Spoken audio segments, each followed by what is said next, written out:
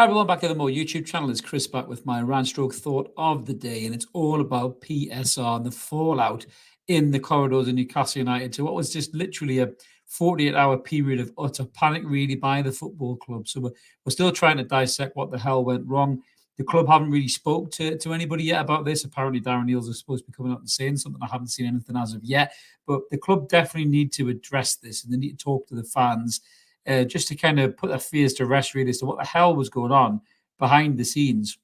What's probably me to do this reaction videos. A few of the viewers as well have dropped comments in previous videos as well, so they've steered me to that video. So thank you very much for that. I watched the Athletic video with Chris Waff, who's a really nice lad, to be fair. I've done some streaming stuff with Chris before in the past. He's a really nice fella. We've got mutual friends as well, and yeah, he's a lovely lad. And David Ornstein was also on the video as well. And they were just talking about the madness of PSR and really how Newcastle United handled it, how they mishandled it is probably a better word. And some of the revealing stuff in there was quite hard to listen to be honest with you. But going back to this whole scenario, in terms of PSR as an objective or as a an idea that the Premier League is put out there, it's really turned into something quite vile, to be honest with you. You've got clubs now, moving along kids who they've invested in since they were 8 years old. They've nurtured them, they've trained them, they've looked after them, they've probably got to know their families, they've watched them grow from boy to man. And then all of a sudden, just to balance the books, they've got to jettison those kids out to another football club, sometimes against their will, against their wishes, which I think is the case in Elliot Anderson's case as well, to be honest with you. And it just doesn't sit very well with me as a football fan, really. And there's something quite cold and callous about it. I know footballers are, massively paid and earn more money than most of us will ever see in a lifetime. But I just think treating them like trading cards in a schoolyard is so crass and so vile, and it's a consequence of this awful solution that the Premier League has put in place just to balance the books. And I don't know who this was invented for, if it was invented for the greedy six, or if it was invented for the businessmen or whatever it may be. But you've got young players who have probably grown up in those communities, like Elliot Anderson, who's been nurtured since he was a young lad, and his whole family are Newcastle fans. And he grew up in Whitley Bay, my hometown, and all of a sudden now he's shifted out. And it's not that he's been transferred because we don't think he's got enough for the squad. He's been transferred just to balance the books. And something about it just doesn't seem right to me. It really doesn't. I know it's changing again, and that was something the guys from the Athletic talked about. But going into the pure madness of everything, so Yankuba Minteh was really the main chess piece in this whole PSR solution. And Chris Waff always speaks really well.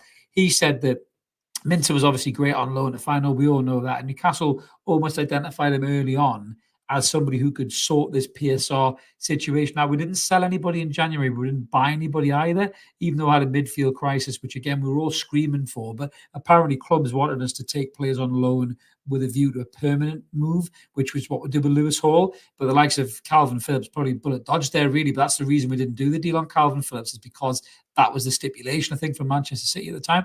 So, Newcastle weren't in a position to add to the squad, but they didn't sell anybody either. So they knew this PSR problem was coming over the horizon, really, and they just didn't have that shit together, I want of a better word. So they were scrambling around almost to the last minute, because Yankuba Minteh did so well, and the decisions really were, you either send him out on loan again, to get more experience, or Eddie Howe really wanted to look at him in terms of to see whether he could, fit into the first team picture. We'll never know this now. Or the other option was to sell him and use him to balance the PSR, which is exactly what they did. But, they're trying to offer Yankuba Minteh around at different clubs. Leon, even though they're skinned, decided to offer 40 million quid for the bloke. Everton weren't going to come to the compromise with the valuation, which is probably good for us, because apparently Dominic Calvert-Lewin was part of that exchange, which I think would have been an awful buy for Newcastle. And eventually Yankuba Minteh did decide to go to Brighton, because the player himself wanted to stay in the Premier League. And this is where it turns a little bit ugly for me. David Ornstein said this. Now, again, this is alleged conversations or alleged things that have been said to the club. I must cover my arse for that. I don't want anybody from the club contact Evermore and accusing us of slander or anything like that. But allegedly, Yankuba Minteh was told if he did not accept the transfer to leave the football club, that he would basically be sent to rot in the development squad. Now, that is not a good way to handle the situation for this young player that we went and bought, from a backwater Danish league, no disrespect, for 6 million quid. We've sent him out of Feyenoord. He's been absolutely brilliant. He's played Champions League football. He's performed really, really well. He's come back thinking he's going to have a chance at Newcastle. We basically said, right, you're getting sold. And if you don't get sold, we'll just make you rot in the reserves. That's so crass and horrible. And I really hope that nobody who's that much of a wank is in the corridors of Newcastle United, but I'd be really naive to think that they're not somewhere, which is really disappointing. Why has this all gone wrong for Newcastle? Why didn't they line up these deals earlier? Why didn't they agree to sell a Miguel Almiron to somebody else? I know the Saudi Arabian window hasn't opened yet, so if you're banking on that, you knew that didn't line in with the deadlines for the PSR deadline. I mean, for that, an example, just pausing for a second, how in the fuck the Premier League, all of them, didn't rally against the Premier League clubs, that is, didn't rally against the actual Premier League establishment and say, hang on a minute, dickheads, there's a European Championships and a Copa America on in the summer. Stretch that fucking deadline out to August is beyond me. It really, really is. But that's for the clubs to answer, not me. But going back to the main situation, why did we not sort out deals to sell players, to get money in for the players, and then wouldn't have to cash in on these exciting young players? I mean, there's just been breaking news that Louis Miley's broke his foot, apparently, if that's true, on social media, and he's out for 12 weeks. Now, the only good thing is we are in the summer, so he won't miss, the season really, but it's going to take him time to get back to full fitness. So we're going to be without Louis Miley now and without Elliot Anderson. So again, from going from a stacked out midfield position, we've lost 2 players from that position. You've got to rely on Joe Willock staying fit and getting fit.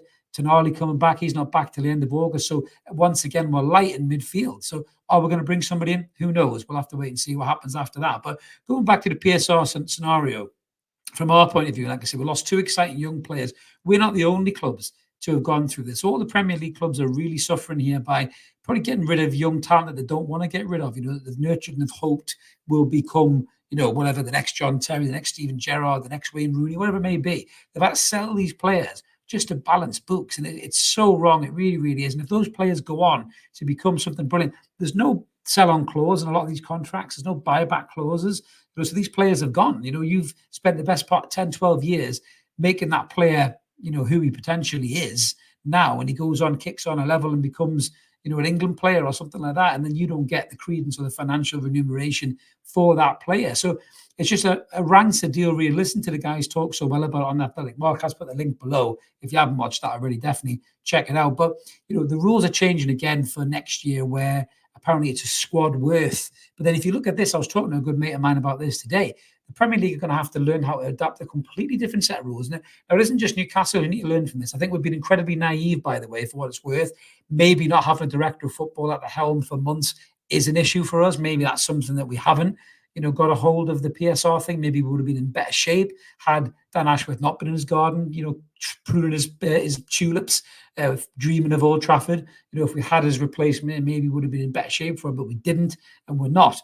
But going back to the board has to be better here. The board love coming out and talking about commercial deals and fucking drones in the sky, like Spider-Man's Homecoming and all that shit.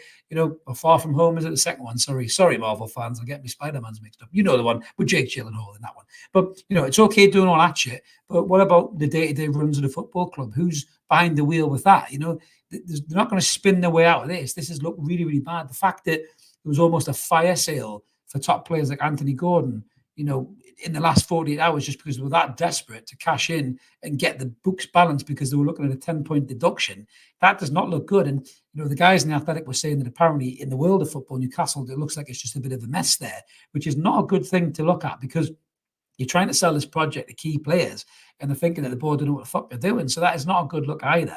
It isn't just Newcastle who are going to suffer from this. All the other clubs will suffer too. But as I say, next year, they've got to get used to a total new list of rules in terms of the squad overall value. Now, think about that in isolation, right? If you've got 5 key players, turn my hand around, 5 key players, who are going to cost you a lot of money and a lot of wages, let's just list them off. As I say, Alexander Isak, Anthony Gordon, Bruno Guimaraes, Sven Botman, and Joe Linton, maybe, right? So there's 5 key players for our squad, who are going to cost you a pretty penny in terms of transfer fees and wages. So when you look at the whole squad worth, you can't have another 5 players like that in the squad because you'll tip the scale. So everyone talks about selling the likes of Sean Longstaff because he's crap and all this stuff. He's not crap. He's a steady away player, but he's not as good as those 5. But you're going to need Sean Longstaff in your squad to level it out.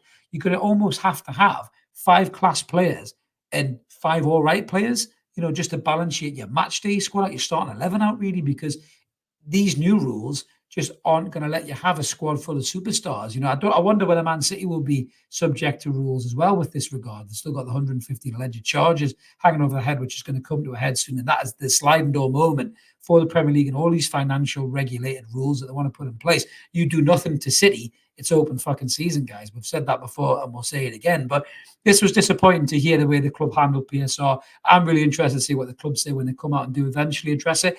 The longer they leave it, the worse it'll get, in my opinion. I think they need to come out and talk about it ASAP. We need some reassurance that we've got a plan for this summer transfer window. The PSR deadline is dead now. So realistically, we should be looking to sign some really key players. Hopefully, some of those key players are playing in Euro 2024, and that's the reason why there's no movement in it right now. But with the injury to Louis Mila, I'd be shocked if there isn't somebody in midfield who's maybe brought in. But it'll be really interesting to see what happens in the weeks ahead for the transfer window and just how well Newcastle can come out of this, because this is a huge window for Newcastle. It has to be better than last season. Last season's window was not good enough. When you look at it, Sandro Tonali, cracking player, but banned for the whole year. Yes, out of Newcastle's control.